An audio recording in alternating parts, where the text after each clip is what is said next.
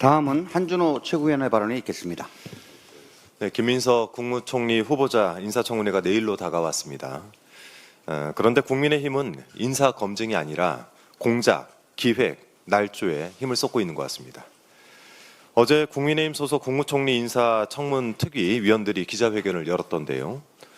역대 총리 후보자 중에서 검찰 피의자 신분은 처음이다라고 발언을 했다는데 저는 이런 유체이탈 화법은 또 처음 봅니다.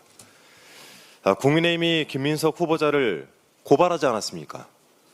그래놓고 처음 운운하면서 김민석 후보자가 중대한 범죄를 저지른 양 기자회견을 한 것인데 짜고 치는 고섭도 이 정도로 대놓고 하면 욕먹습니다. 판이 돌아가는 꼴을 보니 기획이 아닌가 의심스럽습니다. 국민의힘 소속 서울시 의원이 김민석 후보자를 검찰에 고발하고 고발 하루 만에 검찰이 사건을 배당했습니다. 국민의힘 인청 특위 위원들이 기자회견을 열어서 피의자 총리 프레임을 씌웠고요. 바로 그 피의자라는 단어, 이 부분에 좀 집중을 해볼 필요가 있습니다. 이 단어 선택이야말로 기획의 증거가 아닌가 싶습니다. 이제 막 검찰 내부적으로 사건이 배당됐고 고발인 조사조차 이루어지지 않았는데 무슨 근거로 혐의를 씌워서 벌써부터 피의자라고 부르는 것입니까? 김민석 후보자를 피의자로 만들겠다라는 모종의 확약이 국민의힘과 검찰 간에 있었던 것은 아닌지 의심이 들어올 정도입니다. 좀 들여다봐야 되겠습니다. 자, 오늘도 주진우 의원 이야기를 안 할 수가 없는데요. 인사청문회 준비를 하는 줄 알았더니 이 망상을 동원해서 장문을 하고 있었더군요. 주진우 의원이 최근 SNS에 올린 글들은 한마디로 뇌피셜입니다.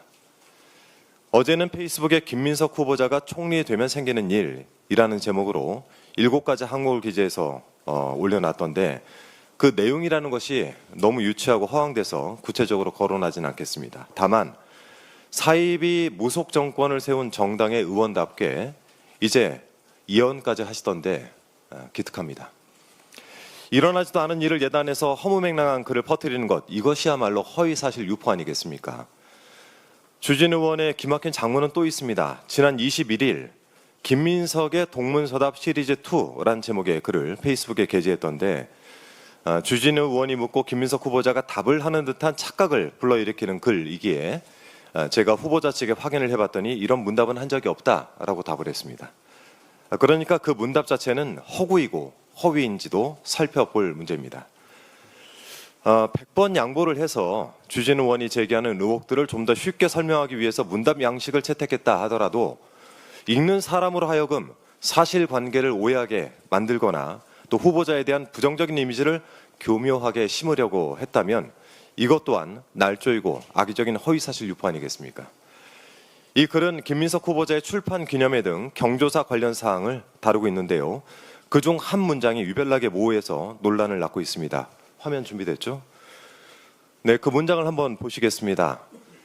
결혼식 12월 12일, 빙부상 11월 2일, 출판 기념회 11월 29일인데 수억 대 현금을 한두 달 사이에 다 썼다라고 하는 질문을 쓴 것인데 이 부분을 두고 이해식 의원이 5년에 걸쳐 있었던 경조사를 불과 2개월 내에 있었던 것처럼 조작질을 했다라고 지적을 했더니 주진우 의원이 되받아서 재산 등록 기준일인 12월 31일 이전에 현금을 다 썼다라는 점을 지적한 것이다. 쉴드를 치려니까 힘드냐라고 비아냥대더군요. 진짜. 그러니까 창작을 하려면 좀 섬세하고 치밀하게 했어야죠. 자신이 주장하는 바도 명확히 전달하지 못할 바에 이런 장문을 해서 무슨 소용이 있겠습니까? 전영기 의원이 SNS에 밝힌 글을 좀 잘 읽어보시기 바랍니다. 김민석 후보자의 결혼은 2019년이고 빙부상은 2020년, 출판 기념회는 2022년과 2023년이었다고 합니다. 경조사가 모두 한 해에 연달아서 있었던 것처럼 착각하게 만들겠다는 의도가 있지 않았습니까? 당장 그 글을 내리고 사과하는 것이 좋을 것입니다. 타인을 향해서 쉴드라고 지적하기에 앞서 이런 글을 쓴 자신의 부족함부터 되돌아봐야 되겠죠. 제가 관심이 없던 주진우 의원을 최근 보건대 동료 의원님을 떠나서 이런 생각이 듭니다. 어디서 이런 못된 것들만 보고 배웠을까?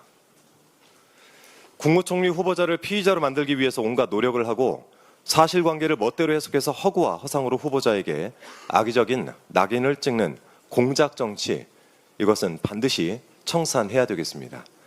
내란 동조정당의 국정 발목 잡기를 위한 이런 식의 기획과 날조에 무릎 꿇는 일은 없어야겠습니다.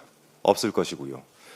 더불어민당은 국민 주권 정부가 조속히 구성돼 산적한 개혁 과제를 힘있게 추진해 나갈 수 있도록 최선을 다해서 돕겠습니다. 이상입니다. 다음으로 김병주 최고위원의 발언이 있겠습니다.